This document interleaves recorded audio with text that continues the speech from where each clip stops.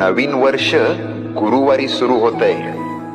हे फक्त योगायोग नाही भक्तांनो, हे स्वामींचं संकेत आहे. हे नवीन वर्ष तुमच्यासाठी वेगळं आहे, कारण गुरुवार हा गुरुचा दिवस आहे. आणि गुरु जेव्हा सुरुवात करतो तेव्हा अर्धवट राहिलेलं आयुष्य पूर्णत्वाकडे जातं. ज्यांना वाटत होतं माझं काही होणारच नाही, त्यांच्यासाठीच हा गुरुवार आहे. दरवाजे जे बंद होते ते आता आवाज करून उघडतील. आता तुझं आयुष्य स्वामींच्या हातात आहे.